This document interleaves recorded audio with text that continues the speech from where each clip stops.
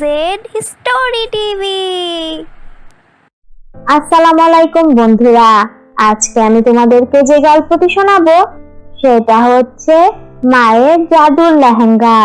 তো চলো বন্ধুরা দেখে আসি মায়ের জাদুর লেহেঙ্গার গল্পটি। এক গ্রামে রশনি নামের একটি মেয়ে বাস করত। রশনিকে ওর বাবা মা অনেক আদর করত।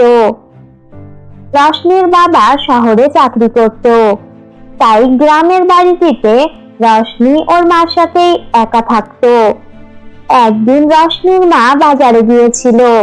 বাজার থেকে আসার সময় হঠাৎ করে অনেক বৃষ্টি পড়ছিল। তখন বজ্রপাতে রশনির মা মারা যায়। রশনির বাবা তখন শহর থেকে গ্রামে আসে।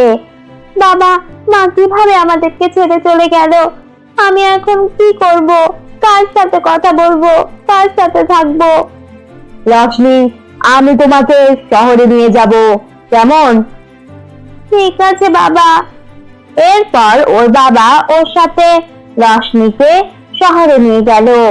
সেখানে রশনিকে একটি নতুন স্কুলে ভর্তি করানো হলো। রশনির তারপরেও মন ভালো থাকতো না, সব সময় ও মন খারাপ করে থাকতো। শোনো কামলেশ, তোমার মেয়ে সারাদিন একা একা বাড়িতে থাকে। মা ছাড়া মেয়েটা কিভাবে বড় হবে বলো তো? আমার কাছে একটি মেয়ে আছে, ওরও একটি মেয়ে আছে, ওর স্বামীও বেঁচে নেই। ওকে তুমি বিয়ে করে নাও, উনি অনেক ভালো, কোকিলা নাম। ঠিক আছে, আপনি যেটা ভালো মনে করেন। আত্মীয়দের কথা শুনে রশনির বাবা কামলেশ আরেকটি বিয়ে করলো। রশনির সৎ মা প্রথমে প্রথমে রশনিকে অনেক আদর করত। আয় রশনি, আমার কাছে আয়, আমি খাইয়ে দিচ্ছি তোকে।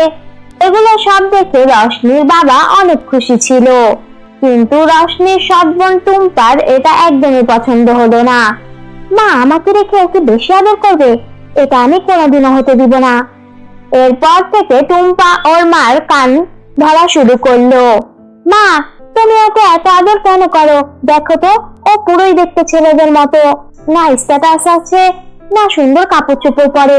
ওকে তো বাইরে নিয়ে যেতে লজ্জা করে আমার। আস্তে আস্তে ওর সৎ মা ওর সাথে খারাপ ব্যবহার করতে লাগলো, ওকে দিয়ে বাড়ির সব কাজ করাতো। মা, আমি স্কুলে যাচ্ছি। কোনো স্কুলে যাওয়া লাগবে না, চুপচাপ এখানে বসে থাক। আজকে থেকে বাড়ির সব কাজ তুই করবি, সব চাকরকে ছুটি দিয়ে দিয়েছি। তুই ঘর মুছবি, কাপড় ধুবি, রান্নাও তুই করবি। মা, আমি এত কাজ একা কিভাবে করব? সেটা আমার দেখার বিষয় না, বলেছি করবি তো করবি। একদিন টুম্পা বাইরে থেকে বাড়িতে আসলো। মা, আমার অনেক ক্ষুধা লেগেছে, দাঁড়া, রশনিকে বলছি এখনই তোকে খাবার দিতে। এরপর রশনি খাবার নিয়ে টেবিলে রাখলো, কিন্তু টুম্পা মনে করেছে ওর রুমে নিয়ে আসবে। রশনি, রশনি, কোথায় তুই? রশনি। তারপর রশনি শুনলো না বলে ও ঘরে গেল। রশনির কি ব্যাপার, কি পেয়েছিস নাকি? খাবার নিয়ে ঘরে যেতে বলেছি না আমার? কিন্তু মা তো বলেছে টেবিলে দিতে। তোর মার খাওয়ার অনেক শখ হয়েছে তাই না? এটা বলে টুম্পা রশনিকে একটু থাপ্পড় মারলো। মা, টুম্পা আমাকে থাপ্পড় মেরেছে, খুব লেগেছে আমার।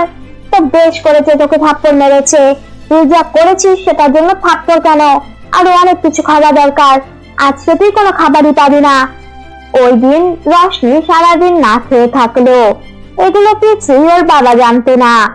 একদিন ওর বাবা এসে বলল, দেখো, আমার বন্ধুর মেয়ের বিয়ে, সবাইকে যেতে বলেছে, সবাই ভালো পোশাক পরে যাবে, ও কিন্তু অনেক বড় লোক। ঠিক আছে, তুমি চিন্তা করো না, আমরা সবাই রেডি হয়ে থাকবো। মা, আমি কোন জামাটা পরবো? তুই কোন জামা আবার পরবি? তুই তো যাবি না আমাদের সাথে। কেন মা, আমি কেন যাব না?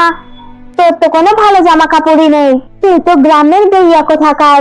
তুই তো জানিসই না কিভাবে কোন জামা পরতে হয় কোন অনুষ্ঠানে। আমরা শহরে থাকি, আমরা শহরের হাব ভাব সবকিছুই বুঝি। হ্যাঁ মা, ঠিকই বলেছে, তুই আমাদের সাথে যাবি না। এরপর ওরা দুইজন রেডি হলো। রশনি, রশনি কোথায় যাবে না ও? না গো, ওর শরীরটা খুব খারাপ, ও শুয়ে আছে, আমি ওকে ওষুধ দিয়ে এসেছি। তো আমরাও না যাই? ও যদি আবার অসুস্থ হয়ে পড়ে? না না, আমরা যাব, তাড়াতাড়ি চলে আসবো।